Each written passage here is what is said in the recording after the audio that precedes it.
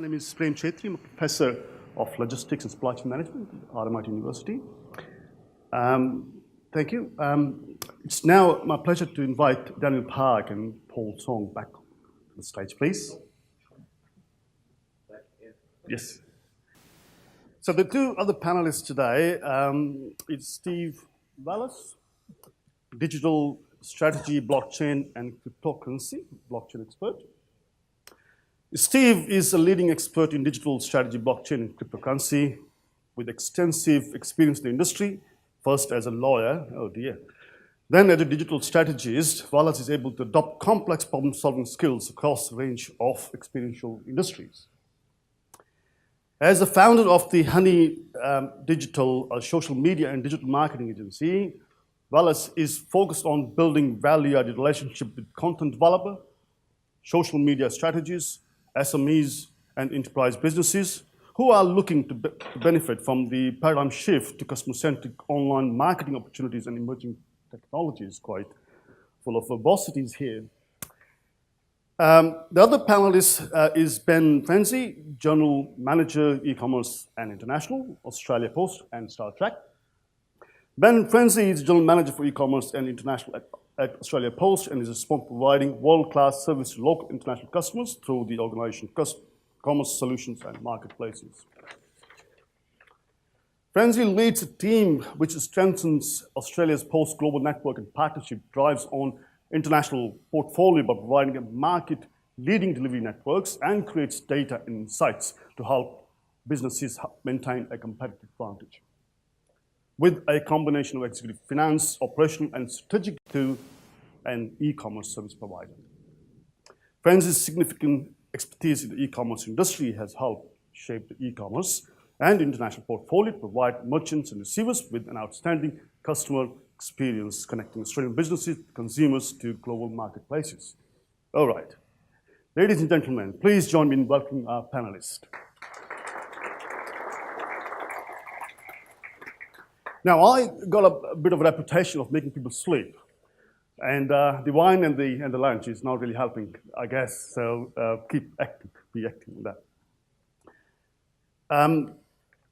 So we got about 30 to 40 minutes for the panels, and I got a number of questions I will ask.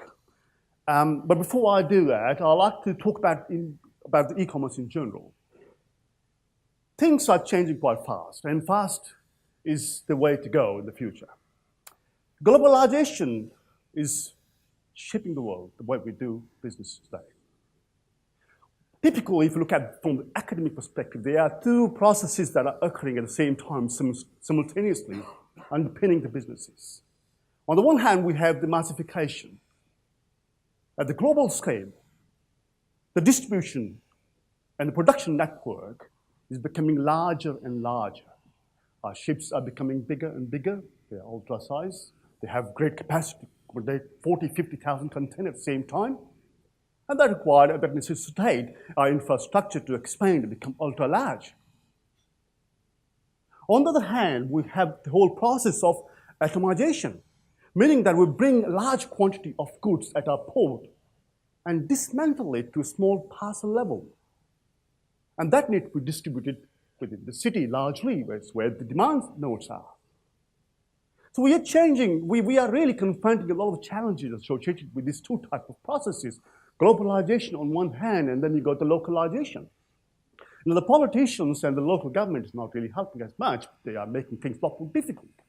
For example, our narrow streets are becoming narrower and narrower. The speed limits tends to go down quite significantly in the last 5-10 years. It has been opened up to multiple users. So in other words, large-scale delivery is now becoming a major challenge for us to distribute the goods in the city center. And most of us tend to live in the city center. So what I would like to do quickly, I'll pose a number of questions. I'll start with Ben, if you don't mind. How the rapid growth and the key trends of e-commerce shaping the freight industry. And I'll give you only 5 minutes.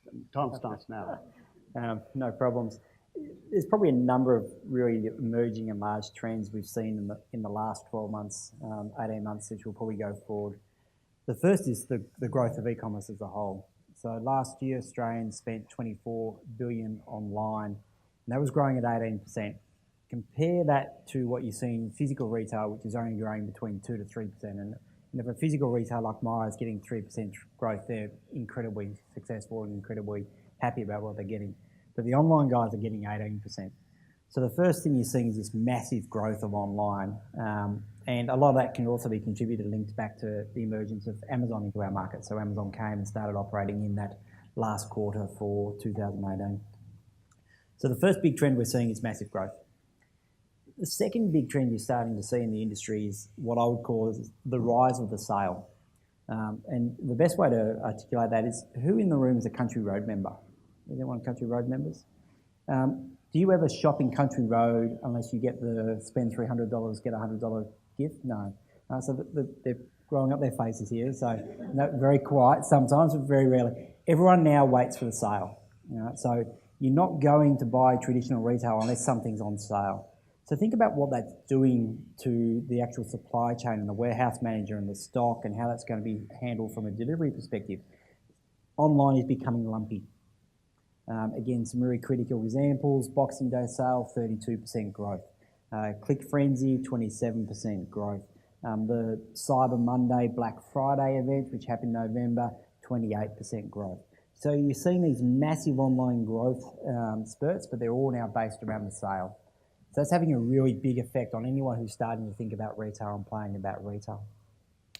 Cross-border, again, massive impact in terms of the Australian buying behaviour. 1 in 3 transactions when an Australian consumer is buying is going overseas. And we think about that, 1 in 3 transactions. What's that doing to our local economy? What's that doing to our local retailers? If every 1 in 3 transactions is either going to the US, the UK, or China, we're seeing the massive growth of China. So they're some of the big trends. And the final one I wanted to mention was the rise of the marketplace. So marketplaces, if you were selling and buying and selling on marketplaces last year, they grew by 75%. Tell me any other industry that's growing by 75% in a traditional retail type scenario. So that's selling on eBay, selling on Amazon, selling on Etsy, selling on Catch. Myer launched its own marketplace. So you're seeing a real aggregation and accumulation around marketplaces at the moment, which again has a massive effect on where you're starting to think about how you handle your stock, how do you handle your supply chains, how you're going to deal with that. Now, there's been a lot of conversation around speed. All the research actually says consumers don't need speed. Anyone in the room like to suggest something that they bought online recently that they truly needed? It's only a slightly trick question, but come on, Phil, what did you buy last online? Everyone else is very quiet.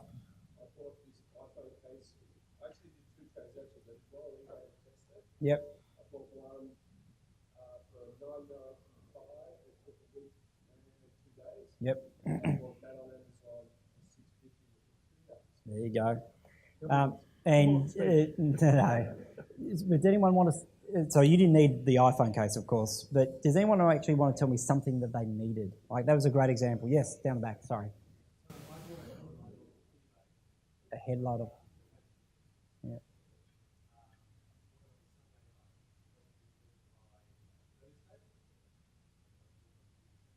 There you go. I would argue almost everything you buy online is discretionary. We don't buy a lot of groceries. If you think about Maslow's hierarchy of needs, if you ever go back to your old study days, very little of what we buy online is actually at the lower ends of those needs. We don't buy a lot of groceries online. Fashion is the biggest thing we buy online. Right?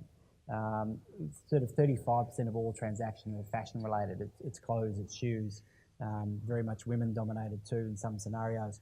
But everything you need is not really, it's a discretionary item. So there's no need from the consumer around speed. However, it is a great marketing stunt. As the gentleman pointed down the back, it was supposed to be delivered on Thursday, it got delivered on Tuesday. He's probably massively excited about it being delivered on Tuesday. So that's where its speed is really starting to come through, is because merchants are using it as a marketing tool to drive conversion rates. And conversion rates for an online business is critically important. So speed is emerging, and it has some massive trends on what the retailers need to do from a speed perspective, which I'm sure we'll get into in some of the conversations. Thank you very much, Ben. Question for Daniel. What are some of the challenges faced by traditional brick and mortar players entering into the e-commerce space? So brick and mortar. So we're talking about your stores that you go and buy your products at. You physically have a building. So that's brick and mortar. So they're facing challenges and opportunities. I think the challenges they face is that they have assets that they want to leverage. So they've got stores, they've got products in their stores. They want to be able to leverage that online. But if they don't have the high visibility or high accuracy, then they can't allocate it online, because you're going to have dissatisfied customers. They think they've got products and they haven't got products. So their main challenge is to get that visibility for their stock in the store and back of store. And there's a number of technologies that are going to help them do that. And technology really is key to getting there.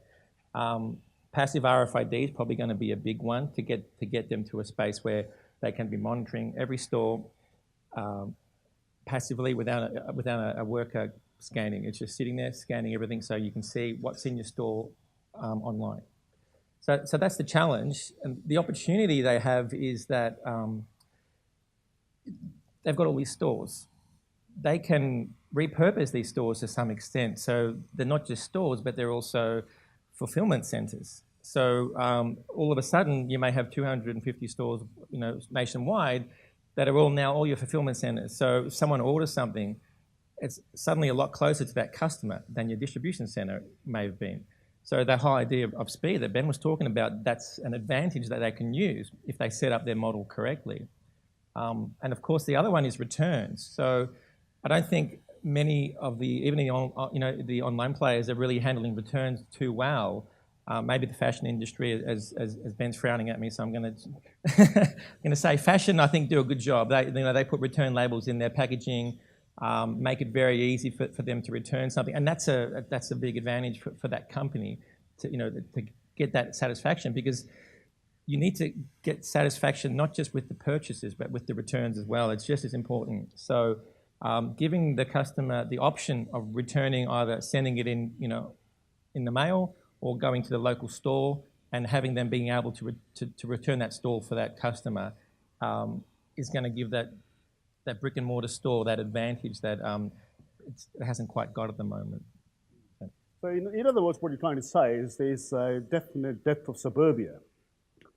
If you look at these cities, the way it's structured, we have the American model being implemented in Australia. So cities have shopping centres, shopping malls, and we commute to buy stuff there. If you're going to take out the shopping centre, shopping mall, bigger retail spaces, how we will sustain our suburbia? I don't agree with that. So I think the large shopping centres have to reinvent themselves. If you look at Chadstone here, it's becoming much more experiential and much more entertainment focused than it is just shopping. So I think there's a role for the large shopping centre, and I agree with Daniel in terms of it gives a great opportunity for the guys who are in that shopping centre to have stock close to a consumer. If I think about the Amazon model over the next 5 years, what they roll out is they roll fulfillment centres, what they call fulfillment centres, really close to consumer hubs. And then they start to go into Prime, and they've just launched Prime this last month. Prime moves from a 2-day experience to a 2-hour experience, and you delight your consumers with 2-day. If you think about how, again, I keep picking Myer, but if you think about how Myer or Country Road need to compete against that, they've got to be able to do the same, but they've got to be able to do that through their own stores. So I don't think there's necessarily a death of a shopping centre precinct, but I think it's got to become much more experiential. You've got to create a place consumers want to go rather than have to go. And what's your definition of experience? Movies, foods, restaurants. ice skating, it's all these things. And you think about, so Maya's doing over the school holiday break, they've got online pop-up stores happening in their stores where you go in and design handbags. So kids can go in, design the handbag for their kid, it then goes into the online shop instead of 2 weeks later. So you've got to find this ways to get this experiential component back into shopping, back to where we used to be. Thank you. Sounds good. Ben, you're an expert in, not Ben, sorry, Steve, you're an expert in blockchain. Now, tell us a little bit about it, please. I don't want to record this. I've learned from the last time we spoke. So I'm going to start with the context in relation to blockchain in general. I've probably been in 100 rooms, a lot of experts talking about the subject matter in the last 12 months. Everyone's confused. So the comfort is everyone's confused. The comfort is everything's Chinese whispers. It's a very dense subject matter, and I think it speaks to how much I studied at school, but a 5-year university degree that was studying law, I've studied more about blockchain in 12 months than I studied in 5 years across the law degree. It's because there is enormous density in all of the elements as they're being rolled out. So the catch-all that is blockchain has been a bit co-opted in recent times. People, you hear the word and you instantly attribute something to it, and for most people they attribute blockchain to Bitcoin and cryptocurrencies and ICOs. That's one end of the spectrum. And at that end of the spectrum, you're talking about blockchain technology as the great freer up of individuals. You can get away from your banks. You don't have to worry about being identified. Privacy is yours. That's blockchain in a purist sense. At the other end of the spectrum is blockchain for business, ostensibly. And that is, you'll hear an acronym, it's DLT, Distributed Ledger Technology. It's not really blockchain, but it takes some of the elements at the other spectrum and says, here's the business version of it. So that slider effectively informs who's listening and who it's relevant to. The catch-all is in most rooms, there's just a mesh of those particular ends. So people talk about costs of mining when they're actually saying, well, they're no mining because this is a permission network run by an enterprise business. So it's not the right question in the room. But that confusion abounds. So everyone should take comfort from the fact that it is incredibly confusing. Why is it going to make an enormous impact? Clearly, I'm going to be here to say it touches on everything. So at the DLT enterprise level, the things that matter to businesses, by and large, are customer experience and satisfying the customer experience, delivering the product, and costs. Most businesses are gravitating towards the costs element because it's the easiest thing to move towards. In an enterprise setting and in a scaled setting, you're not looking to create a new version of your business as readily as you are saying, can we eliminate some of the internal costs, improve margin, and then with most businesses, banks are probably a good example, not necessarily pass it on unless they have to. So people are trying to improve margin and improve the bottom line on their business. That's where most of the interest is. So it's not quite the sexy, sort of anarchic type side at the other end, but the reality is it's what everyone's doing in this room day in, day out. Now, what elements then become very important? Identity is important, and it's important from both sides. I don't want to give data away unless I have to. That informs certain things. But now from a business perspective, for things like the GDPR, that's impacted a lot of businesses in the data collection, you don't want to hold that data. The technology can satisfy both of those opportunities. Velocity of information and tying into IoT, the more information you have, the more data points you have, the greater your opportunity to eliminate waste. Because if the data can be pushed through networks without individuals being involved, then it's easy to say, well, here's where the problems lie. So when it comes to delivery in a food setting, for example, if temperature is an issue and you have data points that are collecting that information, you don't have to wait till you're at the end of a cycle to identify there was a real issue and this is where it was. So you're able to go back and figure out where these problems emerge or don't emerge. Ultimately, the record keeping that is the tedious paperwork that I'm sure we all thought many years ago, thank goodness paperwork, everything's becoming efficient, it's actually becoming worse and worse. So more and more businesses are spending more and more time making sure they're complying with the regulatory externally, but internally it's just a constant sea of paperwork. And a lot of the time it's just verifying things that have happened in external or adjacent sectors of the business. So the digital verified version of that eliminates the need to say 5 times, is that Ben? Can Ben prove it's Ben? Was that Ben? Can someone else prove that was Ben? Was that Ben? Permissioning this information allows Ben to say, this is me. And that access can be granted 3 ways. Now the implication there is someone's job's going to be taken away, but the technology is creating new opportunities. So ultimately, it's just looking through an entire supply chain and an entire logistics chain and saying, what data is needed, what data should be supplemented, and where are the inefficiencies. That's the great promise of blockchain. Unfortunately, last year's promise, which was we'll become rich by the end of the year, has sort of abated somewhat. Look, Steve, I do a lot of scanning, and I feel like I work for Coulson and Woolworth by shopping there. How does the blockchain and IoT will help eliminate waste and create efficiency for the logistics industry? Also, eliminate work for the customers. And I like to take my groceries, just pass through, and everything be scanned automatically. I don't want to go individually scan things and work for retailers without getting paid. So tell us the magic. So from a business perspective, it is monitoring things to make sure there is no waste, knowing that, as I said, if it's a temperature issue, if it's a bottleneck in the delivery process, if something's sitting on a dock somewhere, getting information being delivered to you in real time will allow you to eliminate it. Importantly, from the perspective of the consumer, the key thing there is provenance, ethical production, the things that matter. So the experiential thing that Ben's talking about translates also to the experience that someone says they want when they purchase something. They want to know it's ethically sourced, ethically produced, that people were paid appropriate amounts. That information then becomes readily identifiable. So a lot of things in blockchain are basically truth-telling mechanisms. The checks in the mail, which I've done myself, is eliminated in this respect because you are committing to the record that the check actually is in the mail. So that kind of information where people are saying, I need to put good quality information in order to get good outcomes. This is part of the incentivization that's built into all of these frameworks. Good information in produces good outcomes, and people become a byproduct of their reputation. So if you take an Uber-style experience where everyone's nicer to Uber drivers than they are to cab drivers, it's because they know when they get out of the Uber, you're a 4.6, a 4.7, a 4.8, a 4.9. You apply that to businesses that say we are ethically producing, we are well regarded in our industry, and these are initiatives we're sort of really into and really interested in, then consumers will have greater selection and a greater choice and be able to sort of decide by their own reckoning where their dollars should go. Brilliant. Please. Practical example to how that's done. So Blackmores, fish oil into China. A lot of counterfeit fish oil gets delivered in China. A real problem if you're a Chinese consumer.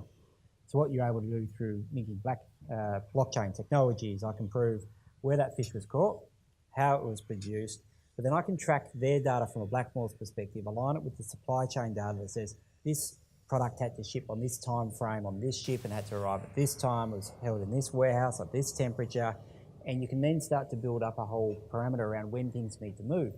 And if it steps outside that parameter, you can go, there's something wrong with that product. So when the consumer comes in and they'll trust the technology around blockchain because it's dispersed and they're able to say, yes, I can trust the information I'm being, they're going to be able to build trust around the product at the same time. Right, now that's a live trial being done at the moment between us, Blackmores and Alibaba. Right? And it is delivering fish oil into China. And Blackmores get value out of that because they're able to prove that their product is in China and they get more value out of that.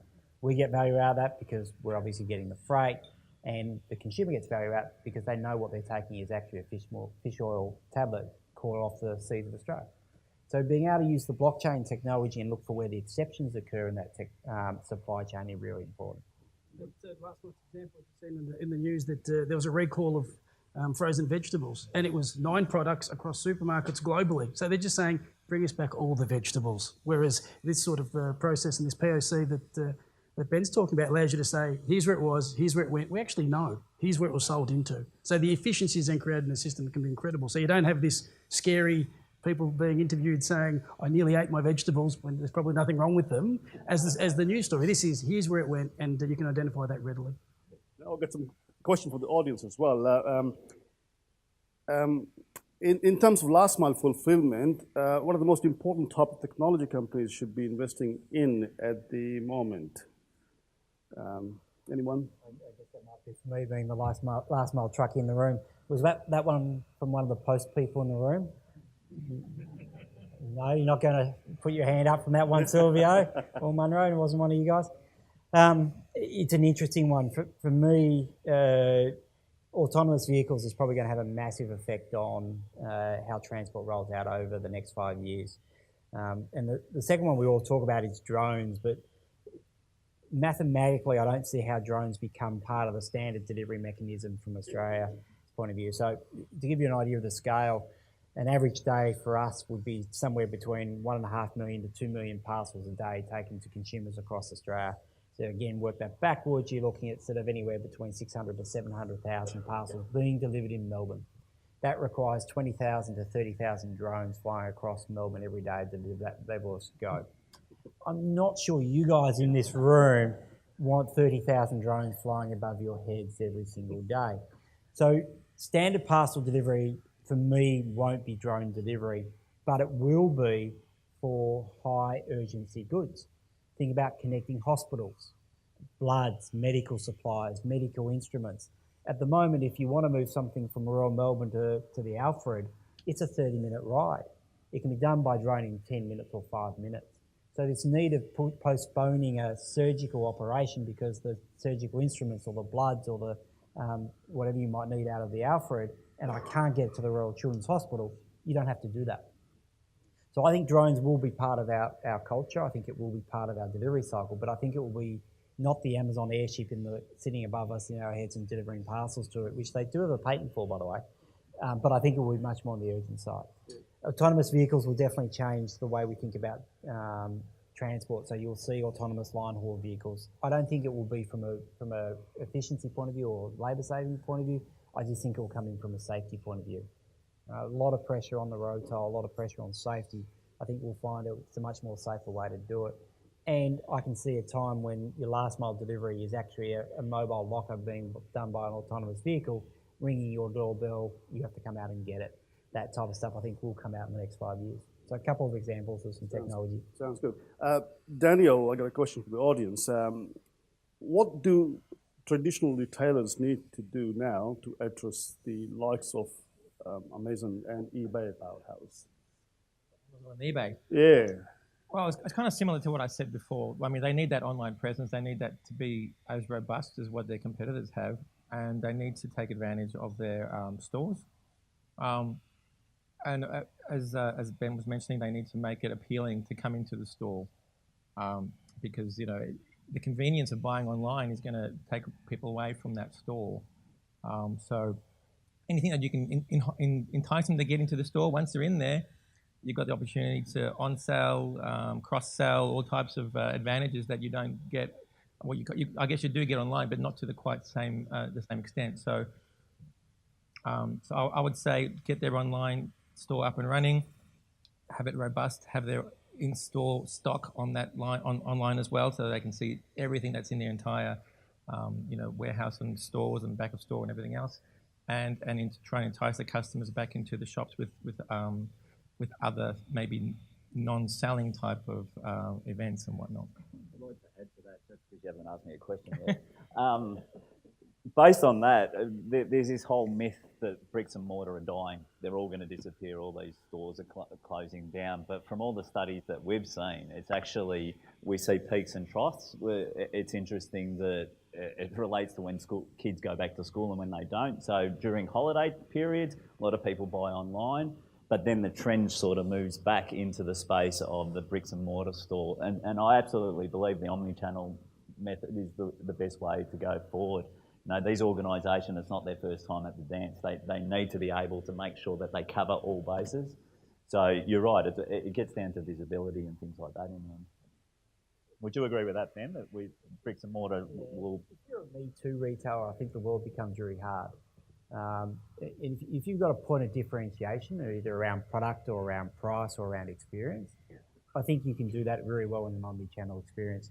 But if you're just a Me Too, I think you're going to be consumed by Amazon, you're going to be consumed by online because you're not competing on a point of difference. So when we talk to retailers, we're encouraging them to think strategically on what's their point of difference and how are they going to communicate that point of difference to their consumers to continue to attract consumers into the store.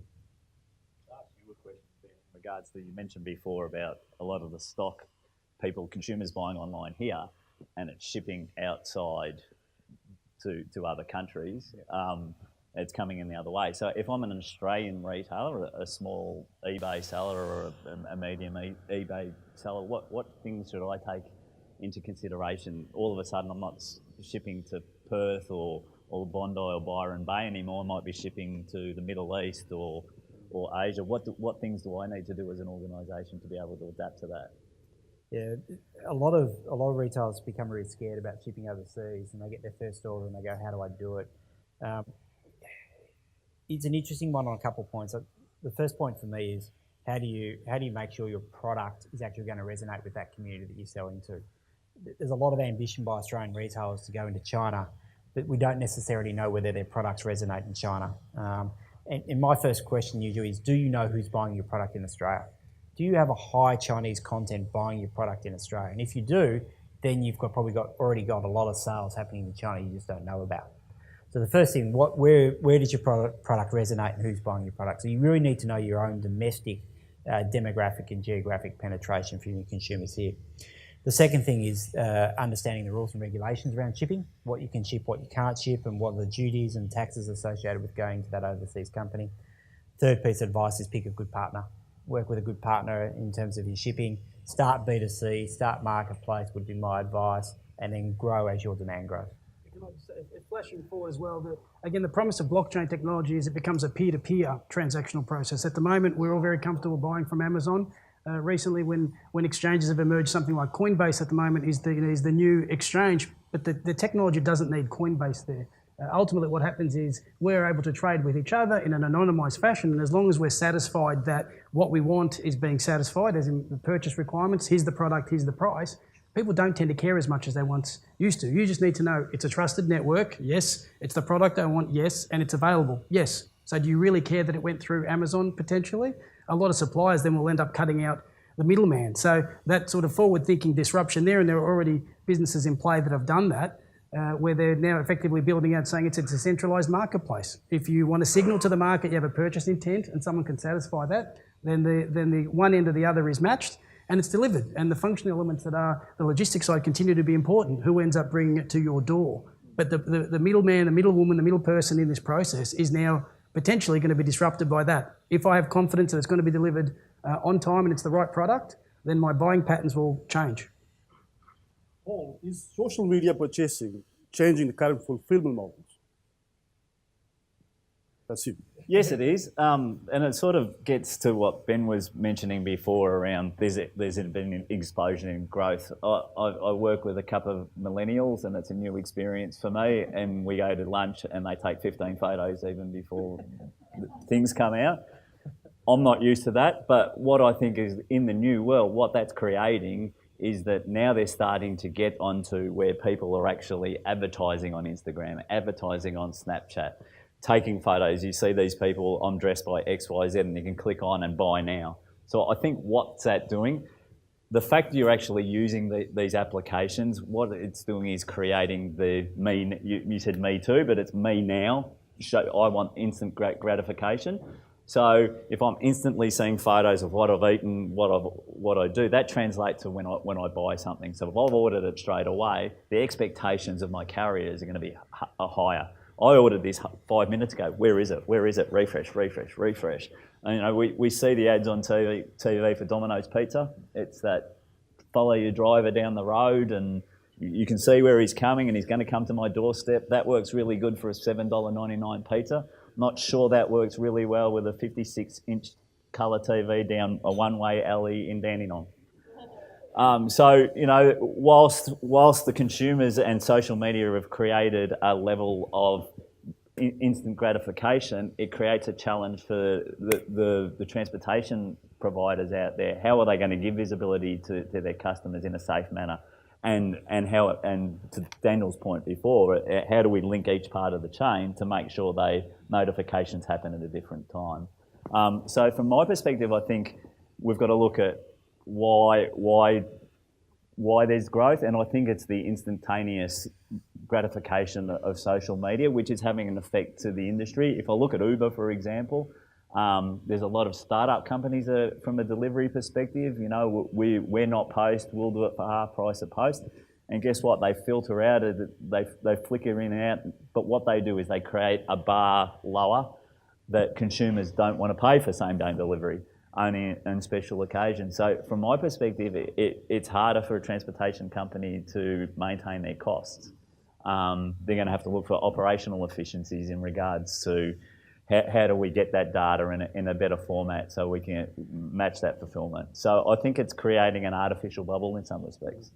Thank you very much. Crowdsourcing being in the media a lot in recent years, how will crowdsourcing change the last mile deliveries? We're seeing that. I think for us, and Ben probably talked to it a bit as well, if I look at Australia Post and the other larger transportation companies out there, they're trusted brands. There are organisations that are trying the Uber-style delivery, but the issues they face is consistency of delivery. How do I deliver a service that's going to represent, number one, the retailer's brand, number two, the courier's brand, from someone that spent 5 minutes downloading an app to deliver the parcel the next day? I think that's going to create some issues around that. Again, I think the biggest problem it creates is it lowers the cost of delivery. I think qualitatively, in an example like that, the advantage you'll have is, again, if you mesh the data that is IoT and RFIDs, you'll be able to identify more readily that there's space in a van or that there is traffic that can't take you in a particular way. So rather than needing necessarily more, the efficiency created by getting more data points that tell you, yep, here's an opportunity, it was delivered earlier than it should have been. You don't have to be given the window that is 11 till 4. We know there's this much room in that van. We know it's a reputable driver. We can move forward there. So those extra data points, when meshed together, give more opportunity to create efficiency there. Guys like Postmates in the US allow you to actually choose your driver based on their ratings, a bit like Uber, so you can actually choose your deliverer around that way. I think an interesting thing that'll happen as well is that, everyone talks about Amazon and Alibaba, but they're looking at their own fulfillment models as well. So that's going to be interesting to see them eliminating the middleman as well. Okay, tell us one important challenge associated with digital technologies, artificial intelligence, machine learning, blockchain, or drones that the transportation and logistics industry will be facing in the next 5 to 10 to 15 years. I think when you've got to look at the problem that you want to solve and choose the right technology for that problem. So an example is, locationing. We have a number of solutions of locationing at Zebra. They do different things. One for the NFL in America, we have RFID tags on them, and they're polling 10 times a second, so we know exactly where they are at every second. Do you want that in a retail store where you only need to know that a customer's entered a location? So there's different technologies out there. And you've got to make sure you're choosing the right technology for the right business need. So I guess that's one important one, because there's a lot of buzzwords, drones, and people get excited about technology, but different technology can do different things, and even within that group of technologies, there's different ways to implement it. So that's one. Another one, specifically for Zebra, we are seeing a big change. It's actually happening today. So any enterprise mobile computer that was being used in the field in the last 10 years was probably using a Windows-based operating system, so Windows Mobile. Now that's all going end of support. It's already ended mainstream support, and it's going to end of extended support. So there's a whole sea change. There's a whole heap of people using devices out there that was going to have zero support from Microsoft. And really, the industry has moved to an Android-based device. You get much more, it's a modern device, you get much more functionality, and people are used to Android on the consumer phone. So we have enterprise versions of that available. But a lot of customers and users don't realize that this is happening and that Microsoft is killing off the extended support. So I guess that's another one. That's more near-term as far as an issue goes. So.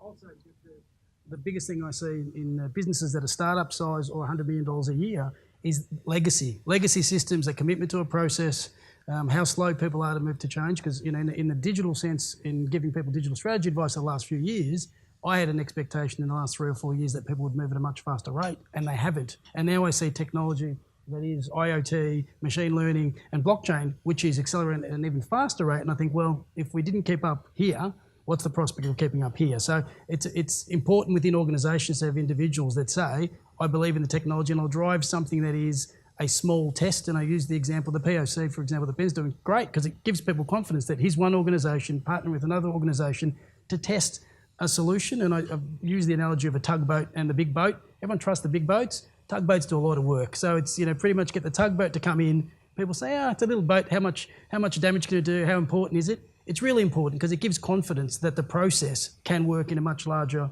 organisation, and that's a communication challenge I think a lot of businesses have. Continuing on that, if we give away data to the blockchain technology, who then will be the custodian of the data? Well, you don't give it away. You own your data, and that's the big sort of the keystone sales message of blockchain technology. It's permission data. So in an enterprise setting, I own my data. I just make a decision about who I give it to. I don't give it and then have to ask it. You know, when you talk about things like Google doing the right to be forgotten, if you never have all the information, you don't have to ask to be forgotten. And there's a concept which, if you really want to sort of blow your own mind, it's something called zero proofs. And the short version of zero proofs is you can prove something without actually proving the thing that you want to prove. Now that's the confusing short version. There's maths behind it. There's all sorts of technology that sits behind it. But ultimately, it's the kind of concept that doesn't make sense, except if I don't have to show you something or do something to let you know that, you know, I am who I say I am, suddenly you say, well, how does that work? The technology works, so you don't have to give that data away and then ask for it back. So transformationally, the data ends up being owned by the individual. And this is one of the things. I saw a panel where it was, I think, someone from a big box retailer, and it was advertising agencies, and they talked about this perfectly formed avatar of people and their buying patterns.